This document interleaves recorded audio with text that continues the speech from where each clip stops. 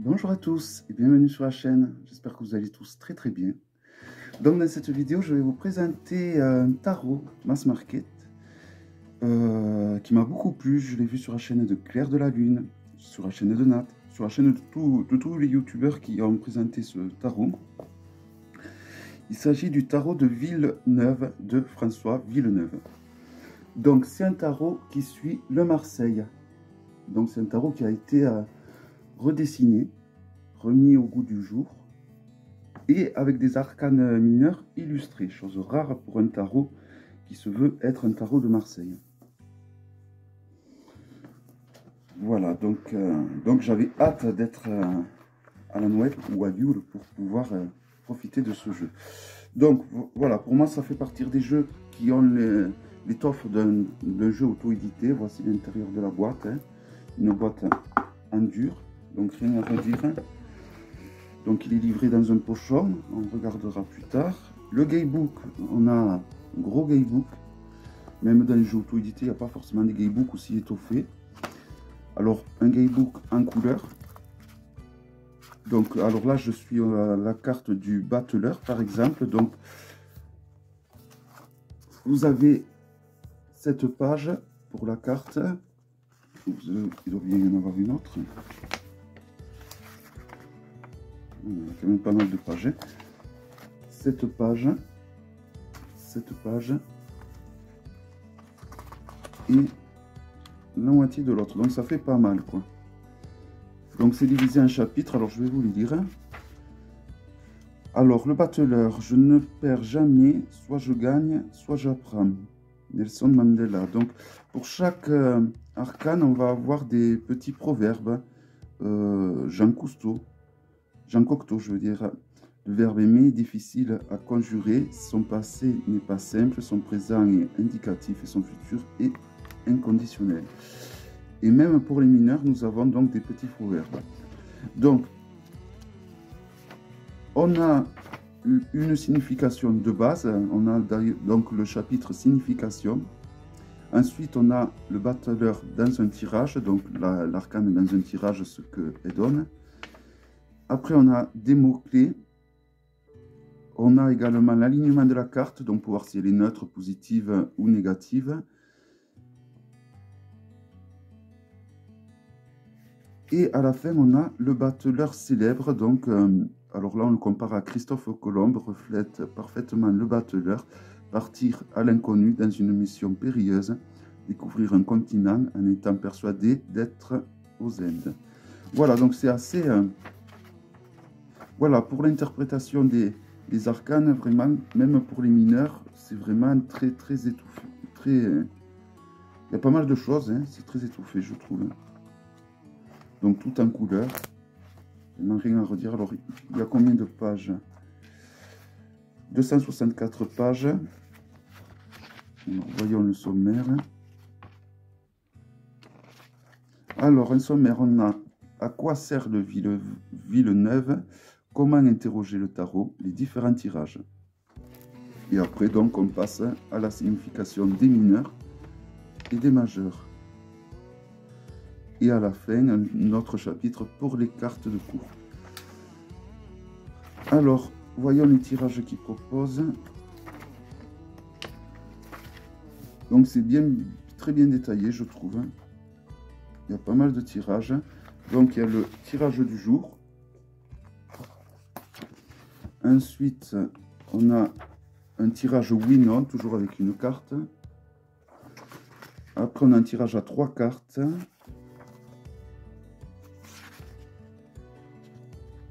Et ensuite, on a 2 tirages à 4 cartes avec le tirage en croix.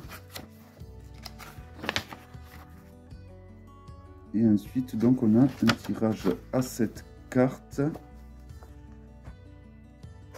Après, on a la roue astrologique.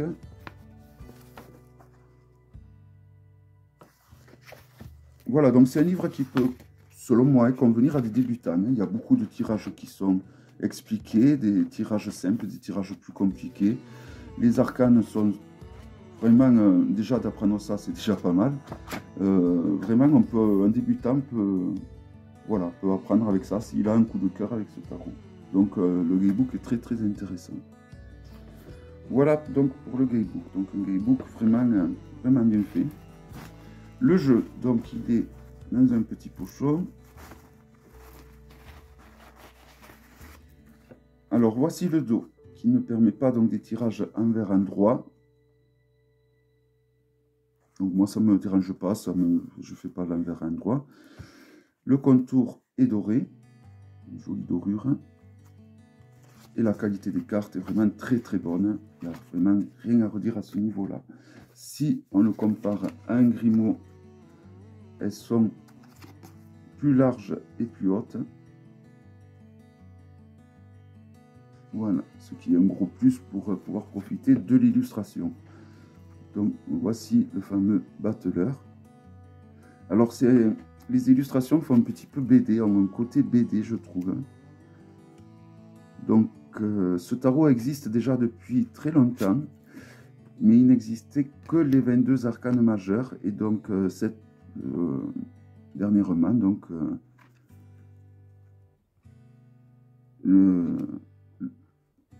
comment il s'appelle ce monsieur, et donc dernièrement François Villeneuve a demandé donc à l'illustrateur Rémi Torregrossa d'illustrer donc les arcanes mineurs.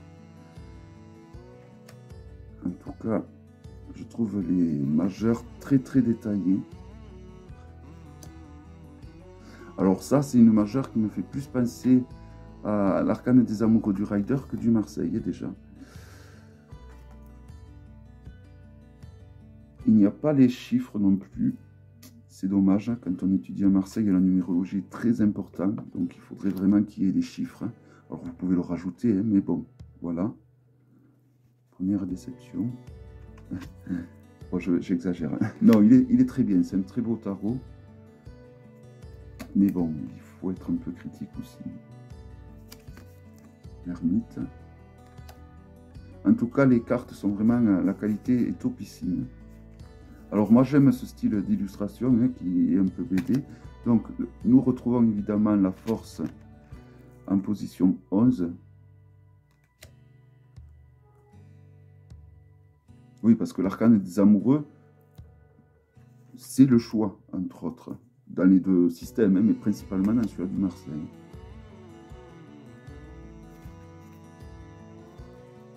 Normalement, l'arcane sans nom ne porte aucun nom. La mort est une nomination du Rider. La tempérance. Alors le diable, c'est vrai que tout le monde a fait la Lysium, je vais la faire également. Derrière, on reconnaît, pour ceux qui connaissent Game of Thrones, on reconnaît donc un temple qui avait donc dans la série, où il y avait donc des têtes ou des visages humains. La maison Dieu.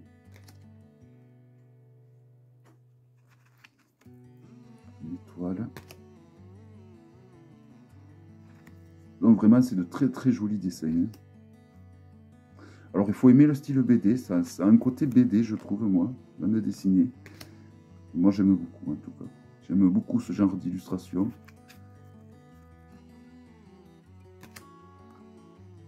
Et puis bon, c'est tellement rare des Marseillais comme ça qui sont illustrés.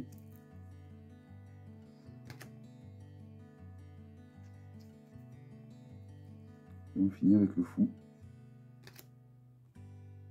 Qui normalement est la seule arcane qui n'est pas numérotée. Alors on passe au mineur. Avec les deniers, donc l'As, le 2, le 3,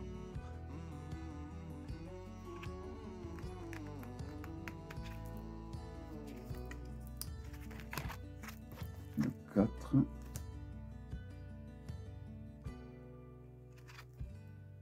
le 5,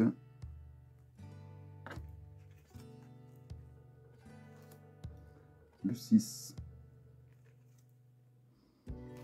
le 7.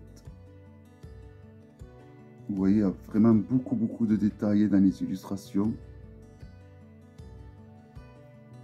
C'est vraiment de très belles arcanes. Le 8. Le 9. Et le 10. Alors là, on passe aux coupes. Les cartes de course sont tout à la fin. Hein. As de coupe, le 2 de coupe, le 3 de coupe, le 4 de coupe, le 5 de coupe, le 6 de coupe, le 7 de coupe, le 8 de coupe, le 9 de coupe et le 10 de coupe. Donc on va passer au bâton. Alors, est-ce que je conseillerais ce jeu pour un débutant? Non, on passe au personnage de cour. Donc avec le valet de bâton. Donc c'est bien parce que les couleurs sont quand même dans le ton de la famille de cour. Hein. Les valets d'épée, le valet de denier, le valet de coupe, le cavalier de bâton,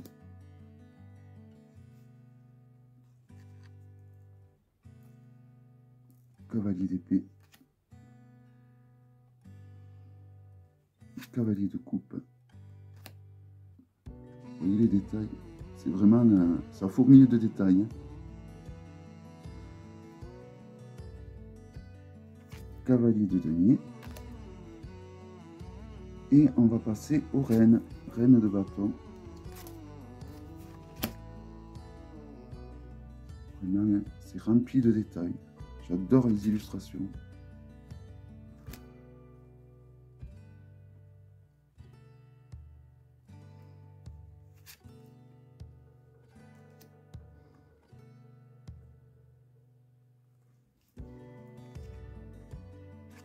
La reine de denier. On va passer au roi avec le roi de bâton, le roi des épées,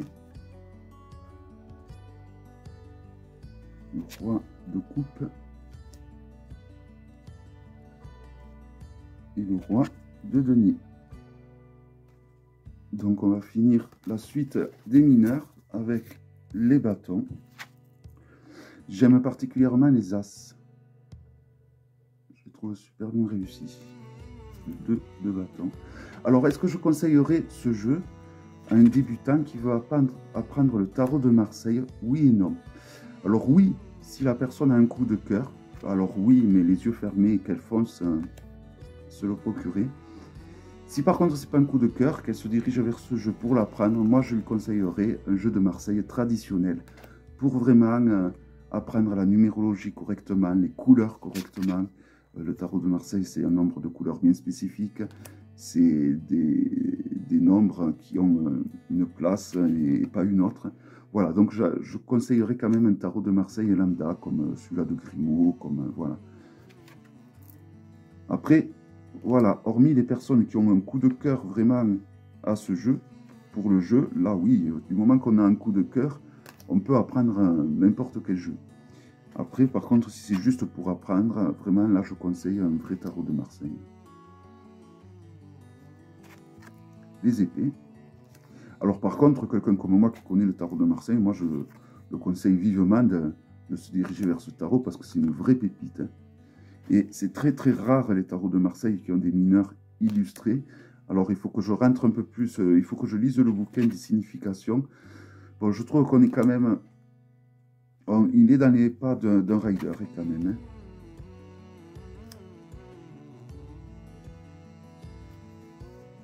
Le 6 des épées, mais regardez-moi tous ces détails. Vraiment, c'est super bien fait.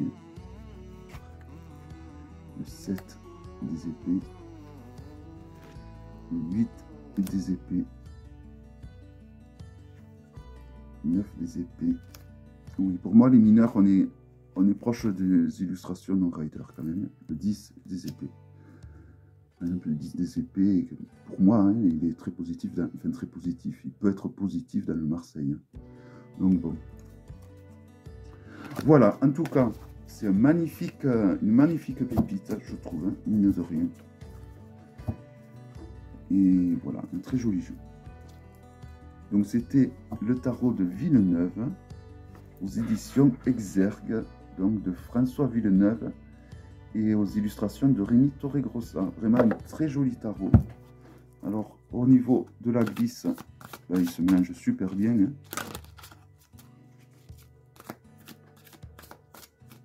La dorure, ben, c'est un côté chic, un côté joli qui n'est pas à négliger. Et au pire, comme je dis souvent, ça protège les arcanes. Voilà, un très joli tarot de Marseille. Ou dit de Marseille, ou dérivé du Marseille. Voilà, j'espère que cette vidéo vous aura plu. Et je vous donne rendez-vous très bientôt, à très bientôt pour une prochaine vidéo. Portez-vous bien. Bye bye.